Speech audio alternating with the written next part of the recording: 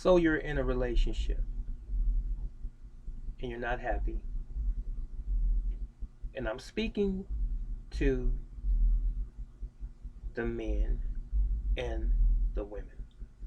You're not happy in your relationship and you haven't been happy for quite some time, for a while. So, have you asked yourself the question, why? Have you asked yourself the question, what made me interested in this other person, this other individual in the first place? What was the thing that tied us together? What was the attraction? Have you revisited your first date, the first time that you met up? Now, could have been a recent relationship that has begun with you, and it could be a relationship that you've had for several years. I'm touching mainly on those relationships that have been ongoing for some years, and you are just simply miserable. Your back is up against the wall, you feel like you have no options. You've tried to talk to your partner, but to no avail. They won't listen. They don't seem to want to comprehend what is going on with you, and they are very insensitive to your feelings and your concerns, even though you have voiced them to them. That's the man or the woman for this matter. They just simply will not listen. And if they are listening on some level, they want to continue to berate you, put you down, demean you. I'm still using a lot of adjectives.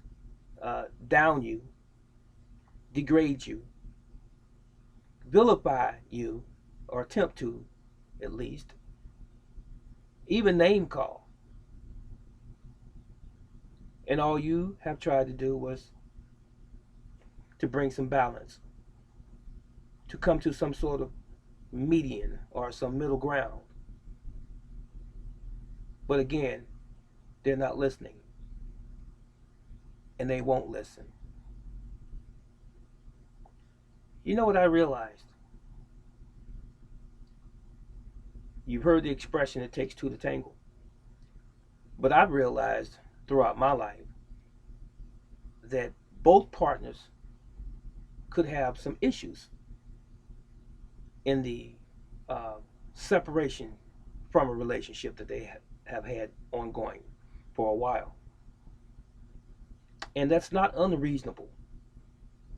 The man can have issues that could not be so healthy to the relationship, and so could the woman have issues, more so than not than men. I'm not beating up on you ladies, but from my own experience, both have issues that contribute to the disintegration, if you will, of your previous marriage and or relationship. But what I was getting at is what I found to be more true, even though you both might have issues that contribute to you wanting to separate. It's usually one that carries the burden or the bulk of the issues. That is the defining reason for the dismantling of the relationship. And I'm not taking sides right here because everyone is different, every situation is different, every relationship is different. Sometimes it's the woman who's causing the majority of the problems. And she's the one who's the X factor, so to speak. She's the one that is the cause of the demise of the relationship where it has to end right now. And sometimes it's the man. He's the one that's the defining person or individual for that relationship to dissolve. And it could be infidelity on both parts. It could be infidelity on just one part. The guy could be cheating on his girl all of the time or his wife. And the same thing could be true with the woman. She could have had a fling with another guy or some guy on the side. Could be her. It could be the in-laws on the man's side. They don't like the wife or the girlfriend. It could be the in-laws on the girl's side. They don't like the husband because he has principles, standards. He's old school. He's about order. And they maybe come from a different breed of person. And what I mean, I was a little reluctant in how I was going to express that, but they come from a different type of background where they are a little bit more relaxed with life, carefree, not much structure. Maybe that's the reason that they want to break it up, or he wants to leave because the wife's in-laws are always on him because he's Mr. Perfect. He can do no wrong. And so she talks to them on the side behind his back and say he won't do this and he won't do that, and he's always telling me what I haven't done right and so on. He's always pointing out flaws. But you know what? If the man does it, just to the defense of the men, if the man does it in good taste and character, what's wrong with criticism? Constructive criticism, as it were. What's wrong with that? Any real adult should welcome that because it's going to make them, at the end of the day, a better person. But it is so funny how we wear our feelings on our sleeves, always ready to throw up a wall. Soon someone mentions anything that could remotely appear to be singling us out and saying, oh, you're not doing this quite right, dear. I don't care how nice you are sometimes when you try to express things, but it's still that wall. Oh, no, no, no, you didn't. So, enough of that. When should you end the relationship? It's real simple, ladies and gentlemen. And I'm not suggesting or telling anyone out there right now, I'm not talking to you specifically. This is a specific answer to a general question, meaning that I don't know everyone specifically. Okay, so this is a general answer to a specific question. When should you end the relationship? You should end the relationship when you're not happy any longer. And when the other individual does not love you, and you know that they don't love you, and when you don't love your partner any longer. Not too long ago, before I part,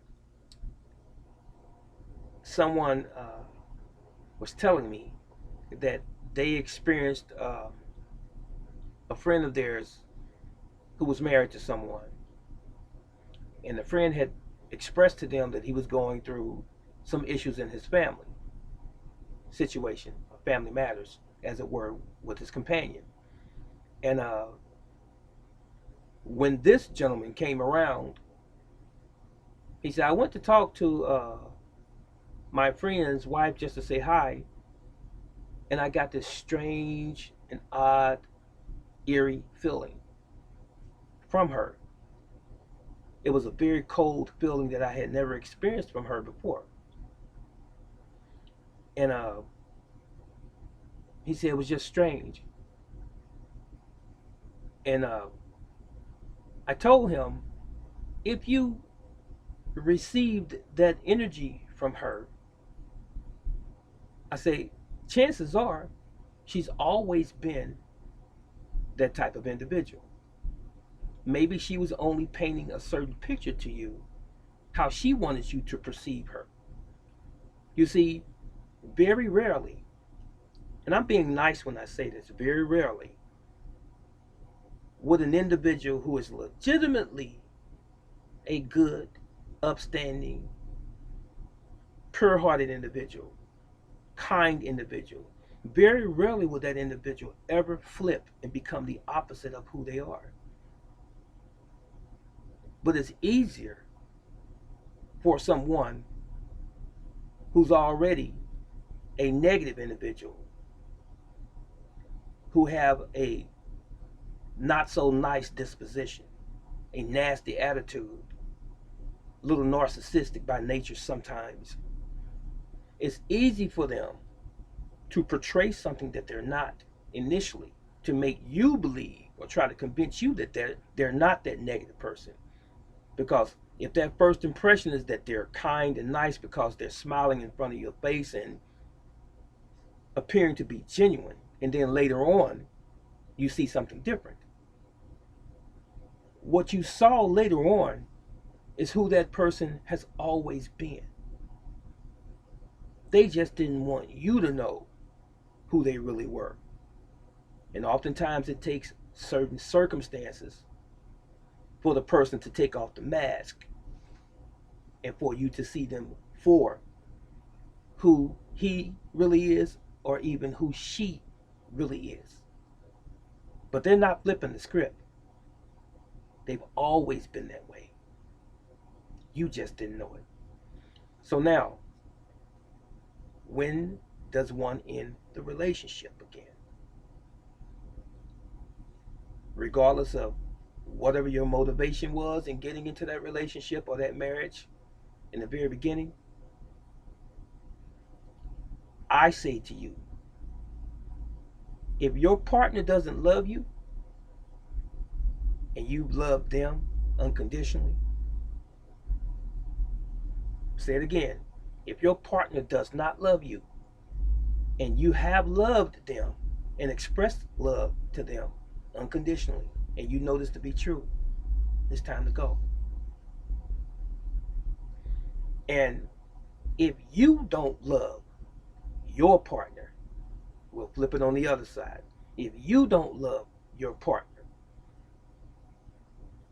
because of whatever reason, if you know that you don't love that other individual, you're doing yourself a disservice, and you are marking time for no good reason at all.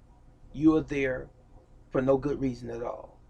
It is time for you to part and find out where and or who you should actually be with.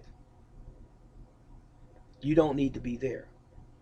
No man on this planet, with all of the people that exist on earth, no man or woman for that matter deserves to be in misery all of their lives, especially at your own hand. If you made a bad decision in your life, suck it up, acknowledge it, own it, take accountability for it, and move on. Even when you have time invested, it's hard. It is downright difficult, but it is not impossible. What you're not really considering is that you're not warring against your principles as to why you want to leave. You are warring against your feelings, against your emotions, and that which you felt like you have already built with that individual. And they don't love you the way that you love them. So again, in closing, if the love is gone, then so should you be gone. I can't tell you when and how to move out of that situation, but at the end of the day, ladies and gentlemen, my friends, it is imperative that you do move if you want to have peace in your heart and closure. That's it, and that's all. Brother Teacher out.